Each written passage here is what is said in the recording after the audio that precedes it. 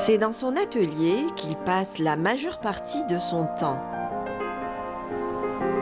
Ici, Mostafa Hadjaout donne vie à ses œuvres d'art. Son aventure artistique se poursuit bel et bien. En franchissant le seuil de son univers, il nous fait l'amitié de partager sa passion. Au plus près de ses choix, il finalise sa création. Une création où il met en scène ses émotions. Dans ce lieu de travail, où il associe son fils, cet artiste, à la fois céramiste, miniaturiste et enlumineur, exprime son talent. Ma première passion, c'est la miniature, n'est-ce pas? Mais comme la miniature ne fait pas vivre son homme, donc j'ai changé, créé un atelier de céramique. Au début, il n'y avait pas mes enfants avec moi. Mais, quand ils ont grandi, évidemment, ils ont aimé ça. Ils ont quitté l'école de plein gré. Ils voulaient être avec moi. Donc, ils ont appris le métier avec moi. Donc, ils ont appris et la céramique et la décoration sur bois traditionnelle. Sa passion pour l'art, il la partage pleinement. Ses enfants ont baigné dans cette atmosphère dès leur plus tendre enfance. De nombreuses réalisations sont passées par cet atelier. Un atelier qui a pour chef d'orchestre un artiste au parcours imposant et aux références bien établies. Des années de travail, de recherche et d'exploration. Un savoir-faire transmis pour que chacun de ses enfants puisse voler un jour de ses propres ailes. Je dirais que c'est une très belle aventure, surtout avec un maître. Je l'appelle moi, c'est un ami, un maître. On fait la céramique, le bois, un peu de plâtre, tout ce qui est décoratif. Mais on est spécialiste sur les faux plafonds en bois, peint et la céramique. En nous ouvrant la porte de son atelier, Hadjaout nous raconte son univers créatif. Une carrière, des études artistiques, un parcours rythmé par de nombreuses expositions. Au fil des années, il met au point et développe plusieurs collections. En conjuguant maîtrise technique, concentration et sens de l'observation, toutes ces formes s'allient à la matière. À son travail, cet artiste a su insuffler une aura à chacune de ses créations.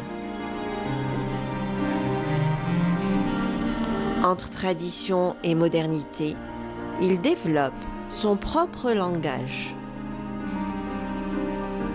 Là, vous voyez un vase qu'on appelle le vase de l'Alhambra, que, bon, j'ai repris la forme exacte du vase, mais à l'intérieur, c'est mes décors, à part les deux gazelles, toute autre chose, c'est mes créations. Là, je voudrais rendre hommage aux Andalous, n'est-ce pas? Je vis surtout les maîtres artisans, les artistes et surtout les scientifiques. Je voudrais leur rendre hommage. Ici, une gerbe de fleurs, n'est-ce pas? Je voudrais leur rendre hommage à ces gens-là qui avaient un esprit extraordinaire. Voilà, une gerbe de fleurs avec au fond le vase de l'Alhambra et tout autour en filigrane ici. Il y a un travail qui m'attend, un très grand travail qui m'attend. Entre une création et une autre, Mostafa Hadjaout se consacre au jardinage. Il marque un temps de pause en maniant pelle et râteau. Et ce qui le comble de joie, c'est la présence de ses petits-enfants. Entre l'atelier et son jardin potager, Cet artiste a de quoi meubler son quotidien.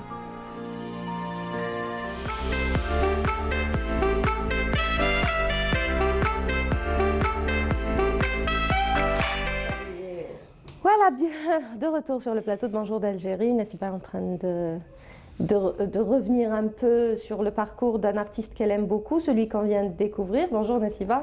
Bonjour Soumeya, bonjour à vous tous, bonjour Aïda. Bonjour. Donc Mustapha Adjaout. Oui, Mustapha Adjaout, c'est toujours un plaisir de visiter son atelier, de le revisiter. C'est un artiste aux références bien établies, un artiste au parcours riche, imposant. Ouais.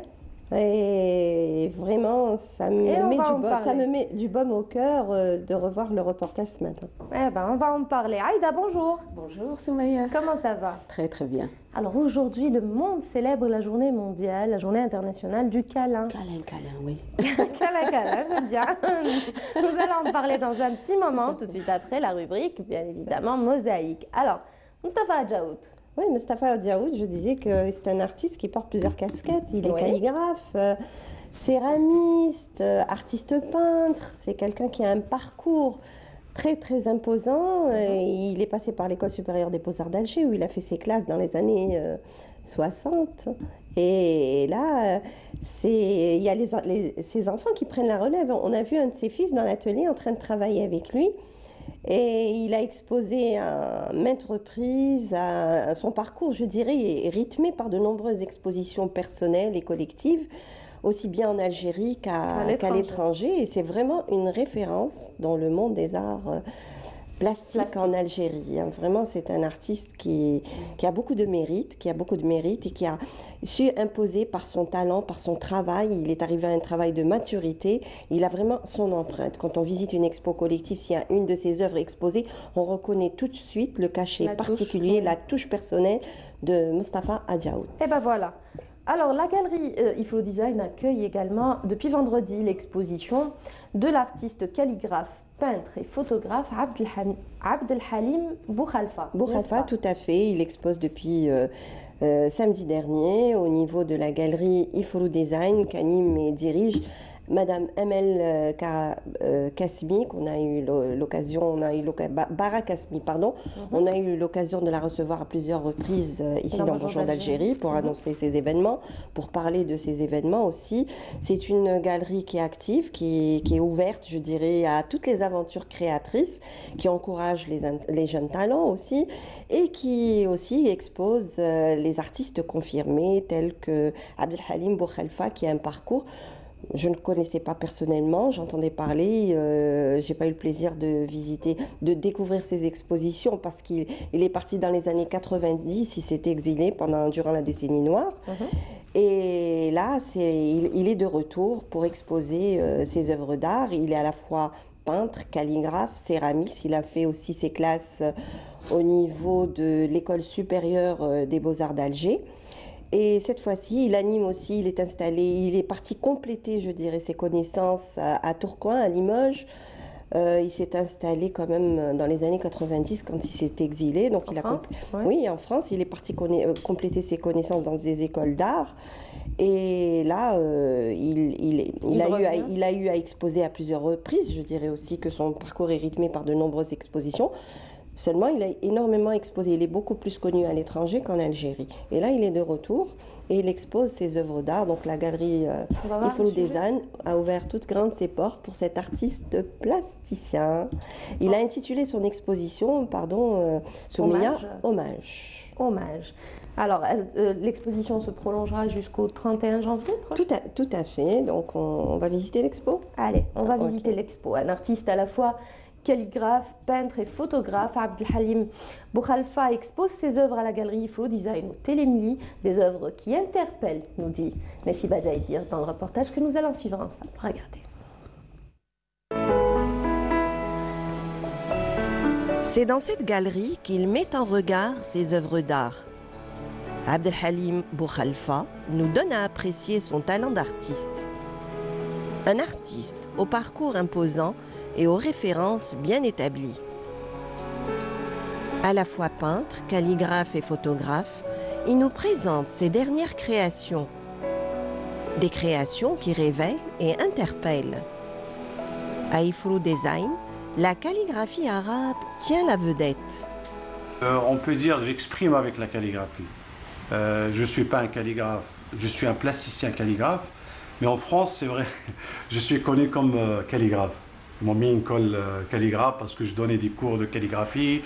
Quand j'expose, eux, ils sont assoiffés de l'art musulman, tout ça, la calligraphie arabe.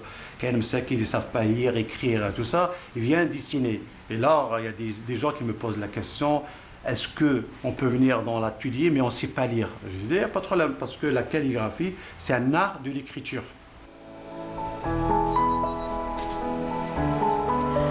À son travail artistique, Boukhalifa donne une dimension contemporaine. Un travail où vision et réflexion sont en bonne communion. L'artiste se laisse guider par son inspiration. Une inspiration avec en toile de fond toute une symbolique en action. Ce plasticien laisse parler son imaginaire. Et dans son espace plastique, il libère ses forces créatives. J'avais un diplôme des Beaux-Arts en spécialité céramique et j'étais trop attaché vers la calligraphie, j'étais trop vers, avec Mohamed Chérif et tout ça. C'est lui qui m'a aidé à découvrir la calligraphie en vrai, parce que la calligraphie, je la dessine avant quand j'étais petit avec mon père Lahmo, mais je ne savais pas que c'était la calligraphie. Pour moi, je dessine la lettre, même je dessine en français, en arabe, quand j'étais petit. Mais quand je suis rentré aux Beaux-Arts, c'est là où j'ai découvert qu'en quoi c'est la calligraphie arabe. J'ai une formation en tant que graphiste, infographie, tout ça, et j'utilise les deux en même temps. Je fais la photo, calligraphie, et je travaille avec les outils informatiques. D'accord. Dans ce champ thématique et créatif, des œuvres d'art aux dimensions humaines. Sous sa main dansante et musicienne, la lettre se place et se déplace. Dans un art en mouvement, il y a toute une gestuelle en action. Un art ancestral qui garde une richesse esthétique intemporelle. Boukhalifa utilise la lettre arabe comme élément plastique et lui donne une force d'expression. Et des fois, je suis surpris par rapport à mon travail. Je fais une œuvre et je ne sais pas comment elle va être terminée. Et à un moment, je travaille, je refais, et là, le résultat, des fois, c'est même pas moi qui fais l'œuvre, c'est peut-être l'artiste, peut-être c'est mes mains. Mais je découvre moi-même, je suis surpris du résultat. D'accord, donc l'œuvre, elle s'impose. Exactement, elle s'impose et elle trouve sa place. À son actif, des expositions personnelles et collectives. À la base, des études à l'École supérieure des Beaux-Arts d'Alger. Boukhalifa complète ensuite ses connaissances artistiques à Limoges et à Tourcoing.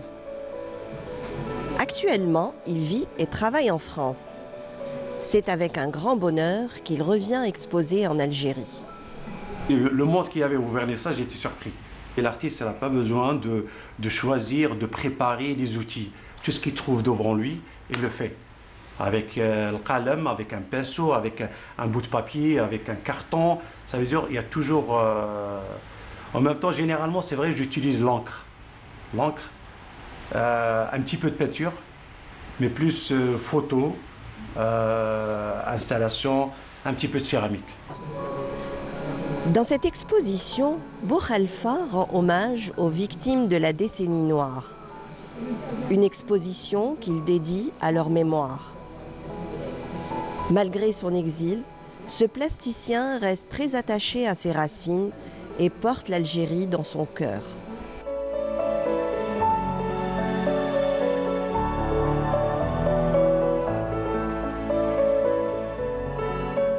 Alors l'artiste Nassiba partage ses expériences de vie à travers cette exposition.